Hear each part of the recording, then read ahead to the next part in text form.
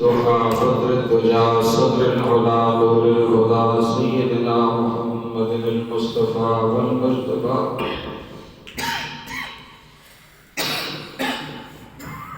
وعلى آله وأصحابه النجوم الهدى. أما بعد فأعوذ بالله السميع العليم من الشيطان الرجيم. بسم الله الرحمن الرحيم. ومن يعظم شعائر الله فإنها من تقوى القلوب. صدق الله وصدق رسوله النبي الكريم الأمين الرؤوف الرحيم. اللهم رب اشرح لي صدري ويسر لي أمري واحلل عقدة من لساني يفقهوا قولي. إن الله وملائكته يصلون على النبي يا أيها الذين آمنوا صلوا عليه وسلموا تسليما. اللهم صل على سيدنا ومولانا محمد وأصحابه وأزواجه وآل سيدنا ومولانا محمد وبارك وسلم. الصلاة والسلام عليك يا سيدي يا رسول الله وعلى آلك وأصحابك يا سيدي يا حبيب الله. الصلاة والسلام عليك يا رحمة للعالمين وعلى آلك وأصحابك يا شفيع المذنبين.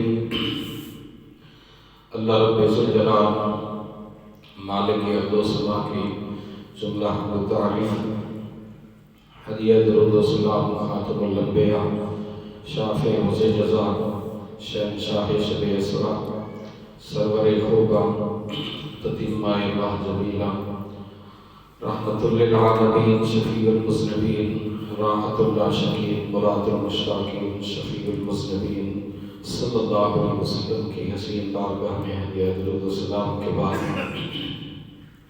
کلام رب العزت کی جو آیت کریمہ پڑھی اللہ رب ذوالجلال اس آیت مقدسہ کی روشنی میں حق اور سچ بیان کرنے کی سن سنا کر عمل صالح کی توفیق نصیب فرمائے. کلام مقدس میں اللہ رب ذوالجلال نے بعض چیزوں کو اپنی نشانیوں کے طور پہ یاد فرمایا. مثال کے طور پر سورۃ البقرہ دوسرے بارے میں ارشاد فرمایا ان الصفا والمروہ من شعائر اللہ. بے شک صفا اور مروہ یہ دو پہاڑیاں ہیں مگر رب العزت نے فرمایا یہ اللہ کی نشانیوں میں سے نشانیاں ہیں. اسی طرح خالق کائنات نے سورۃ الحج کے اندر قربانی کے جانوروں کو بھی اپنی نشانی قرار دیا اور ان کی تعظیم کا حکم دیا کہ وَمَن يُعَظِّمْ حُرُمَاتَ اللَّهِ. خالق کائنات نے کعبۃ اللہ کو بھی اپنی نشانی کہا اور کعبۃ اللہ کے کونے میں صدیوں سے پیوست حجر اسود کو بھی اپنی نشانی قرار دیا. اس سے بڑھ کر اگلی دلیل دوں چوتھا پارہ سورہ آل عمران پہلا صفحہ چوتھے کا. اس پر اللہ کریم نے فرمایا کعبۃ اللہ کے دروازے پر چند قدم کے فاصلے پر ایک پتھر نمایاں صورت میں آج کل وہ چاندی کے خول میں بند ہے. دنیا اسے مقام ابراہیم کے نام سے جانتی ہے. عرش بری کمال کلام مقدس میں فرماتا ہے فیہ آیات بینات مقام ابراہیم. فرمایا یہ مقام ابراہیم والا پتھر بھی اللہ کی کھلم کھلا واضح نشانی. کعبۃ اللہ بھی اللہ کی نشانی کہ اس پر اللہ رب العزت کے انوار و تجلیات پڑ رہے ہیں. حجر اسود جنتی پتھر ہے یقیناً اللہ رب العزت کی نشانی. مالک کائنات آپ نے صفا پہاڑ کو بھی اپنی نشانی قرار دیا مروہ کو اپنی نشانی قرار دیا. خالق لم یزل مقام ابراہیم کو اپنی نشانی قرار دیا. یہ تو دنیا کے پتھر ہیں، ان کو کیا نسبت ملی؟ عرش بری کے مالک نے صفا اور مروہ کو اپنی نشانیاں اس لیے قرار دیا۔ تفسیر روح المعانی میں علامہ سید محمود آلوسی بغدادی رحمۃ اللہ علیہ لکھتے ہیں کہ صفا اور مروہ پر ایک نبی کی زوجہ محترمہ اور دوسرے پیارے نبی کی والدہ محترمہ دوڑی تھی ایک لمحے کے لیے۔ اللہ نے اپنی بندی کی یادگار کو قیامت تک باقی رکھنے کے لیے اسے اپنی نشانی قرار دیا۔ خالق لم یزل نے اپنی بندی کی ادا کو اپنی نشانی قرار دیا۔ حضرت سیدنا ابراہیم خلیل اللہ علیہ السلام نے جس پتھر پہ کھڑے ہو کر کعبۃ اللہ کو تعمیر کیا، اور وہ کعبۃ اللہ کو تعمیر جس پتھر پہ کھڑے ہو کے کیا، گویا اس نے جدید الیکٹرک سسٹم کے تحت آپ کے لیے لفٹ کا کام کیا۔ ارادہ خلیل بنے پتھر نیچے کو آ جائے، ارادہ خلیل بنے تو اوپر چلا جائے۔ اللہ رب ذوالجلال نے اس پتھر کو اپنی نشانی قرار دیا۔ رب ذوالجلال جو ساری نشانیاں ہیں، امت کے لیے کیا حکم ہے کہ رسول کائنات صلی اللہ علیہ وسلم کی امت ان نشانیوں کے ساتھ جڑی نسبتوں کے ساتھ، ان جادوں کے ساتھ معاملہ کیا رکھے؟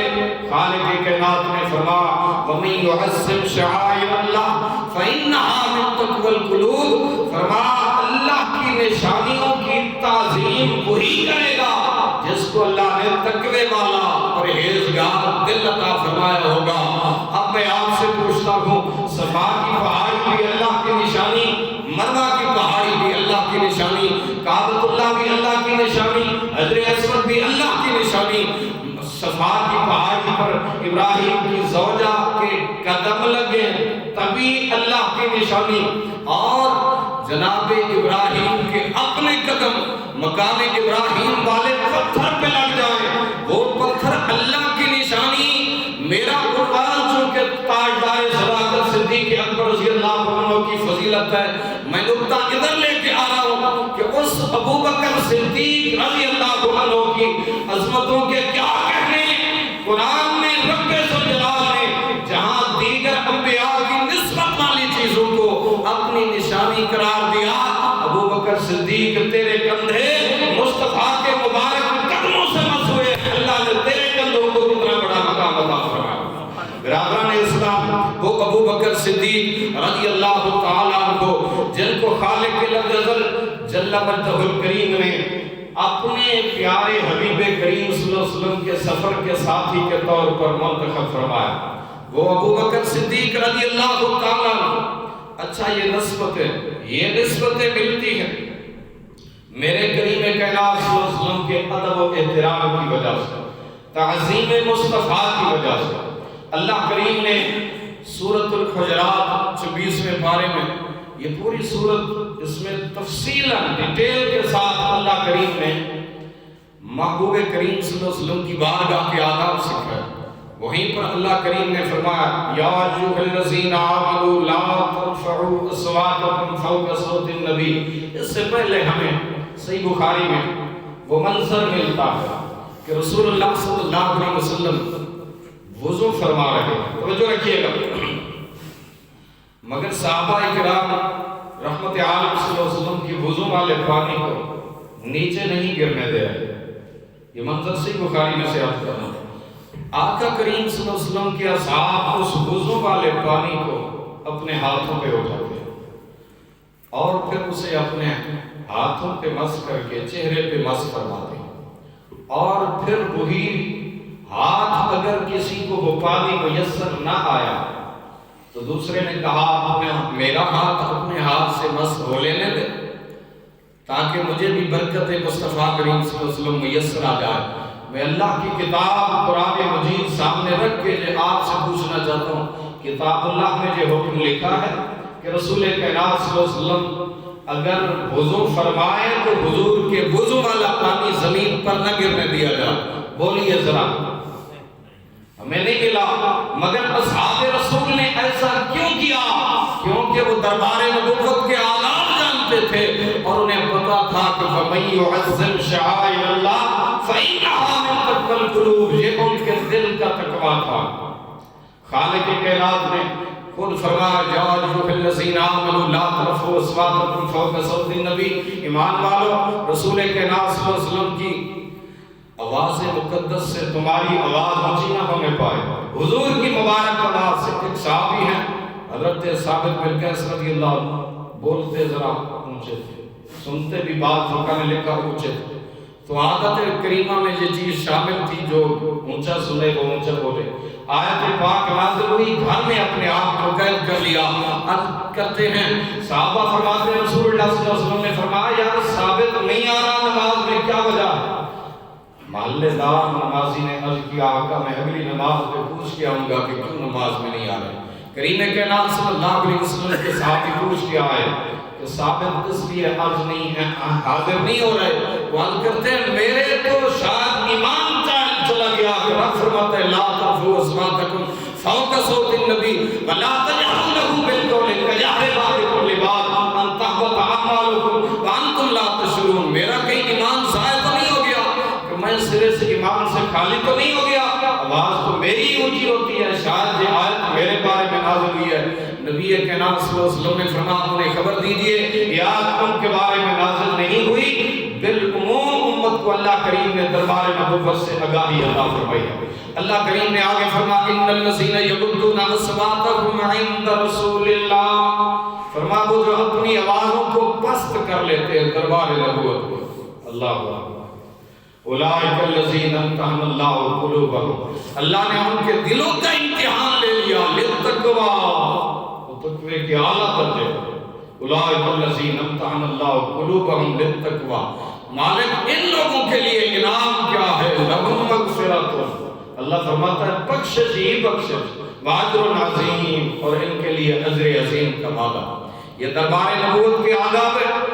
رسالت معاذ صلی اللہ علیہ وسلم کی بارگاہ میں سب سے زیادہ ادب کرنے والے، ہر صحابی زیادہ ادب کرنے والا، مگر سب کے امام العاشقین صدیق اکبر رضی اللہ تعالیٰ دربار نبوت میں جنہوں نے ادب کیا، احترام کیا، جن کے مقام کو سید الانس والجان نے اپنی مبارک زبان سے بیان کیا، یہاں تک فرمایا انت صاحبی فی الحوض و صاحبی فی الغار، تو میرے حوض کا بھی ساتھی ہے، میرے غار کا بھی ساتھی۔ ایک روایت موجم اوسطی یہ بھی پڑھی کہ انت رفیقی فی المزار، صدیق اکبر رضی اللہ تعالیٰ عنہ، کمال اللہ کریم نے عشق و محبت صدیق اکبر کو عطا فرمایا، سیدنا بلال حبشی کو خرید کے آزاد فرمایا۔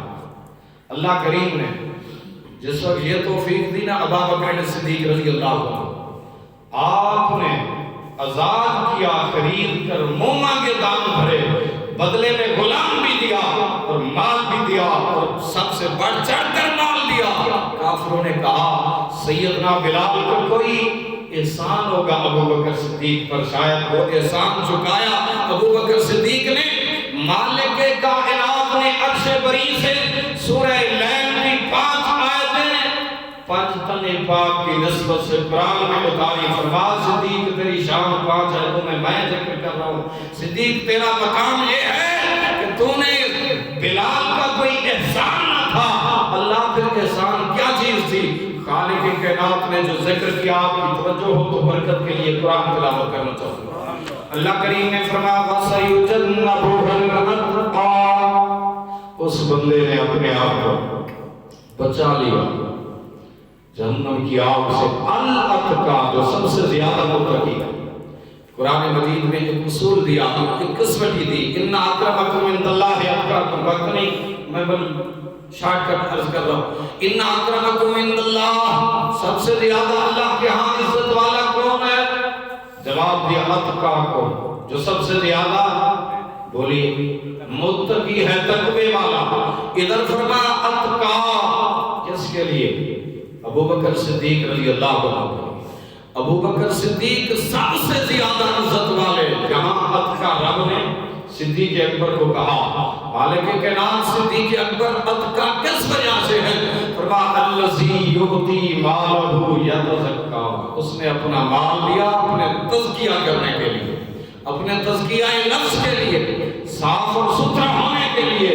یا اللہ کافروں کا طعنہ تو یہ ہے کہ ابو بکر صدیق نے مال خرچ کیا، وَمَا لِأَحَدٍ عِنْدَهُ مِن نِعْمَةٍ تُجْزَىٰ، کہتے بلال کا کوئی احسان ہوگا، اللہ فرماتا ہے ایسا ہرگز نہیں، بلال کا کوئی احسان نہیں ہے۔ فرمایا صدیق اکبر رضی اللہ تعالیٰ عنہ نہ بلال سے کچھ چاہتے ہیں، وَمَا لِأَحَدٍ عِنْدَهُ مِن نِعْمَةٍ تُجْزَىٰ، صدیق اکبر بدلے میں کچھ چاہتے ہی نہیں ہیں۔ یا اللہ پھر چاہتے کیا ہے، کسی سے جزا کیا ہے؟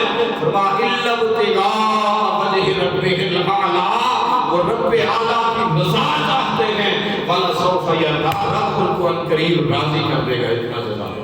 میرے آقا کریم صلی اللہ علیہ وسلم نے فرمایا مَا نَفَعَنِي مَالُ أَحَدٍ مَا نَفَعَنِي تو مال ابی بکر، فرمایا مجھے ہر ایک نے مجھ پر مال قربان کیا، قربان کیا، قربان کیا، مگر جیسا مال ابو بکر صدیق نے قربان کیا اس کا بدلہ رب ہی دے گا۔ مَا نَفَعَنِي مَالُ أَحَدٍ تو مال ابی بکر، صحیح ابن ماجہ کے روایت کے الفاظ، میرے آقا کریم صلی اللہ علیہ وسلم نے فرمایا ابو بکر صدیق وہ عظیم شخصیت ہے جس نے اپنا سب کچھ تن من دھن اسلام پر قربان کیا۔